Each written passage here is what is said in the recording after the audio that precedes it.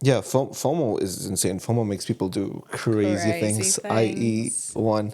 Um, and I think, like, I don't know. It's just that, like, marketing speaks for itself. Like, the amount of Facebook groups that now people have joined. I've joined, like, 5, 6 different Facebook groups just for this event alone.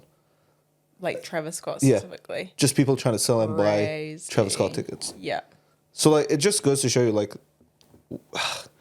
I don't know what the word is. I guess it is hype. Like, when something's so hyped Yeah. and there's just a tiny bit of it, amount. Yeah. it fucking goes. A tiny bit of it. But, like, it's not even necessarily that there is a small amount of it. It's just the way that you've marketed the thing, right? Because Yeah. Travis Scott's performing at Mount Eden, which is one of the biggest venues in Auckland. Yeah. It wasn't necessarily going to sell out. It wasn't necessarily going to be, like, the scarce thing. But the way that they market it and the way that just concerts in general are marketed is, like, with that scarcity. I don't think in reality he was ever going to sell out that stadium. Like, you can buy a $30 Travis Scott ticket. Still, to this day. I think for cheaper. Actually, I did that. That happened to me once. I wanted to go to Drake, couldn't afford it, just didn't buy it. Literally day of, like 2 hours before the concert, I'm laying in bed, like in my pajamas. 2 hours before the concert, I look at Ticketmaster just out of curiosity, $60 Drake tickets. Damn. I'm like, in the car, got ready, drove to Spark Arena. Was I at the very fucking top of the venue? Like, yes. Like restricted view, there's in like a the big ass tower. nosebleeds. Yeah. But I had such a good time for $60. Yeah. One of the best concerts I've ever been to for the price alone. Yeah. I think it's like the big thing with like scarcity here is that because these artists almost never come to this side of the world. Mm-hmm. Like, there's like 8 or 9 different artists that have world tours, and the furthest they go is like Sydney, Australia. Yeah. They never come to Auckland. It's so rude when they go to Australia and don't come here. I'm like, seriously? Yeah, I You're don't like know. 3 hours away. But yeah, I just like, it just takes me back to like when like sneakers were like so hyped and like there was like a scarce amount, and like whenever a shoe would have like 10,000 pairs around, like it would sell out like crazy. Yeah. And then the resale value would be like double, triple, or like it's literally like name your price. Yeah. And what's like the girl equivalent of that? That was a thing for girls too. Like, I fell for that shit. I bought a pair You buy Jordans? I bought a pair of Jordans. Okay. And I literally never wore them. Ever. They're Why? still in my home, in the box, never worn. Why? Because I just didn't really like them. Like, I just, like, fell for this hype. Like, what's the one that people still wear these days? Like, the panda dunks? Yeah. Like, they pretty much look like that. Yeah. They're not dunks. They're Jordans? Yeah. And they're, like, dark navy blue. Yeah. I think they're called, like, the dark teal or something. From a distance, you Sure. can think that they're black. Yeah. But I just wanted them because everyone was wearing them. The hype was there. The scarcity was there. They just caught me on a down day where I like loaded JD randomly, and there they were for $150. Yeah. Because they were kids ones. Because I can like wear the biggest kid size. Fair. So they were kids ones. They were like $150, and I was like, of course I'm buying these. Yeah. Like, I'm gonna look so fucking cool in these. Bought them. Literally never wore them. Not even once. Yeah. And then I got too lazy to put them on Facebook Marketplace. Literally still in my wardrobe to this day. This was like a 1.5 years ago. I should sell them. I'm not going to try and make a profit on them. They're not even cool anymore. Yeah. Which is crazy because people were paying so much money for them. Yeah. And like every store was sold out. Yeah. But they're not even cool anymore. And yeah, I was a victim. That's like when it gets awkward, is that like when the thing starts becoming less and less scarce. Like when Yeah. like I remember dunks with the set like 3-4 years ago, they were like, ooh, super exclusive. You had them or you were like the cool hip guy. But now everybody and their mama has a dunk, and it's like, Meh. Yeah. Don't care. I think I don't think I would fall for that anymore, I'd like to say. Yeah. But I probably would. Like, maybe not with sneakers, but there are certain things that the scarcity, the FOMO will still get me. Yeah. It's a great, great tactic. Yeah, I think for me, like Marketers. the peak like example of that is Supreme, the clothing brand. Like 5 years ago, they would have like these like monthly drops. Yeah. And everything would be, for one, limited, never to be released again. Wow. And they could like hike up the prices to whatever they wanted. Yeah. And so it was just a success formula. They were getting bag after bag after bag. Yeah. And I think like another version of that does, I mean, yeah, that definitely works, is like the Hermès Birkin bag. Yes, dude. Now that, I just said I was above scarcity, I take it back. Yeah. I take it all back. If I could get my hand, if I could afford one, but and then if I could get my hands on a Birkin, like I'm buying it. If I had the money, obviously. What is it about it? Is it the scarcity? It's like, why? Yeah, obviously the scarcity adds to it. I think it's a beautiful bag in general. Like I actually like the look of it. Then there's a scarcity factor, and because of the scarcity factor, there's the appreciation. So like that's just something that is actually an investment piece. Yeah, like you can wear it and resell it for more than you bought it for. It's like Chanel bags as well.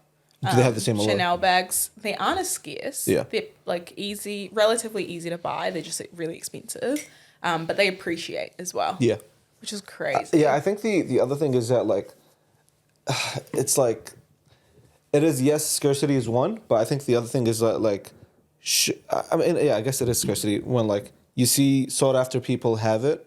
Or like you see celebrities have it, so it's like a thing of like, oh, you can look but you can't touch. Yeah. And now you like need it so bad. Yeah. And they do this annoying thing. They also do it with Rolexes.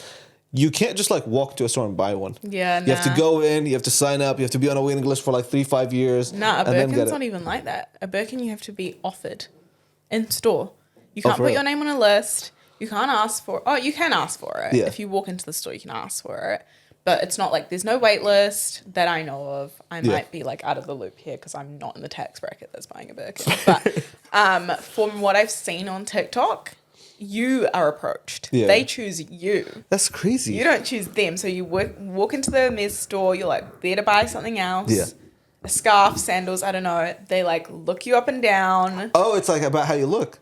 Well, obviously that I thought it was like status and stuff. Like, oh. I mean, obviously, if you're famous and you come and dress in your pajamas, they'll still offer it to you. But if you're a normal person, I'm sure they're like judging you. Yeah. How else are they going to make this call? Yeah. They also have an interaction with you because you're buying something else, and then they'll offer it to you, and they'll be like, "Would you like to make this purchase?" That's as if it's like an honor. Yeah, yeah. Because like it is in people's mind, it is an honor, and they'll offer you this bag, and they'll only have it in select colors and select sizes. You don't even get the one you want. It's not like they have stocked out the back. They probably have like one or two. Yeah. And then they offer it to you and you get proposed to like buy it. Yeah. Damn. Crazy. I didn't know it was like that. Yeah. Oh, thank God I'm a man. Bro. I don't think it's the gender stopping you from buying the bag. No, I think, yeah, dude, like, because even like when I'm like shopping online, dude, Culture Kings does this thing where like if you like you pick an item, you select an item to view, and then in the drop down menu it shows you the sizes obviously, and then it shows you how many is left from each size. Yeah. And the second I see like, oh, only 2 left, and it's like a red flashing fucking signal, I'm like, let me get it in like, the car. Add to cart. And sometimes I do this like annoying thing where like I keep it on my cart for like an extended amount of time. Same, all the time. But if there's 2, I'm putting the 2 in my cart because I have this like paranoia of like it doesn't work that way. They don't hold it for you. No. Oh, I have to tell that's really cute. No, they don't hold it for you. Yes, they do. No, they don't. If it's in your cart, someone else can buy it. I don't know about it's not like an actual physical shopping cart. Like, no, I know. No, I know. Like, it's not like you're in the store and you grab something in the supermarket and you put no one can grab and it no one can grab it. No. I've had things sell out for me that are in my cart. Like, I literally put something in my cart. I waited too long. Went back the next day, refreshed my cart, sold out. It's happened to me countless times. I thought it was like the cinema. Like, the second you select the seat, you have like 8 minutes to like... No. If something's in your online cart, they're not holding it for you. Yeah. They're also scamming you. There's more than 2, obviously, because you believe that this worked this whole time. To this day. But they don't hold on online carts all the time. Yeah. I've had things sell out on me all the time. That is crazy. What the fuck? Yeah. I really thought it was like No, they don't give a fuck. They 'Cause, like- will sell it. Because like I'll come back the next day and just like refresh and re-log in and just make sure my cart's like updated. I'm scared.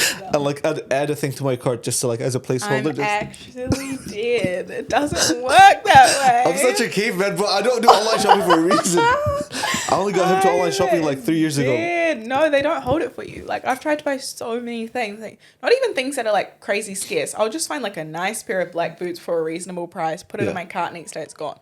Yeah. Like, happens all the time, dude. You're just the fact that that's never happened to you is more impressive. Yeah. Like the fact that you've put things in your cart and they haven't sold out and they said there was only 2 just goes to show they're fucking lying. Yeah, they're not that scarce, are they? No. Yeah. Weird. I think, but like, does it get to a point where these like scarce items, like, is it just a winning formula? Like, if you're selling anything, is it good if you just have 10 of it? Like, is that? Like, I don't think so. I think you have to have a really cool product. You have to have a really cool brand. Like, if you just do performance marketing and you just sell through ads, it's not going to work. I think especially if you just started, you can't afford to do that. It's not going to work for you. Like, gonna you look corny. have to have a really cool brand. Yeah. And if you're just getting started and you want to launch something that's like a limited amount, you have to do a lot of brand work pre-launch. Yeah. To make your thing Yeah, cool. of course. Yeah. So I don't think it works for everything. Yeah. I think it's actually a harder business model because you have to make sure that your product is like cool. Because you've whatever gotta, that means. you've got to like dictate. You've got to dictate the demand first before you like adjust the You supply. have to be like more of like a trendsetter than like just fulfilling a need that already exists. Yeah. So I think it's a harder business model, but when done well, Yeah. it just works. Slaps. It bangs for years as well. Really well. Yeah. I mean, some things are lucky, like concerts. Yeah. You don't have to do a lot of pre-work because it's one thing happening The on name one is night. the- yeah. Fair. But for brands, Yeah. a lot of work.